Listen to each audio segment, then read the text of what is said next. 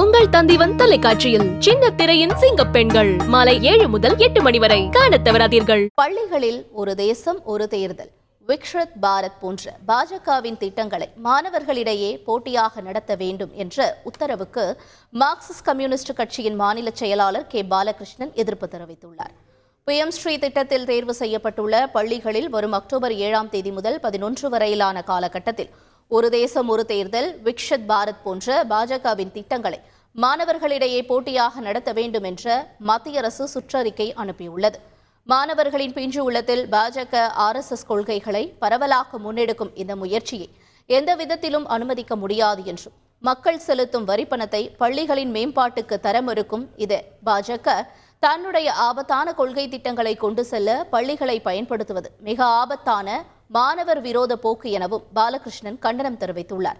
இந்த முடிவை மத்திய அரசு உடனே திரும்ப பெற வேண்டும் என்றும், இதுபோன்ற தலையீடுகளை மாநில அரசு முற்றிலும் தடுத்து நிறுத்த வேண்டும் எனவும் வேண்டுகோள் விடுத்துள்ள அவர், ஆசிரியர்களும் மாணவர்களும் இதுபோன்ற முயற்சிகளை எதிர்க்க வேண்டும் என மார்க்சிஸ்ட் கம்யூனிஸ்ட் கட்சி வலியுறுத்துவதாக தனது X தள பக்கத்தில் பதிவிட்டுள்ளார்.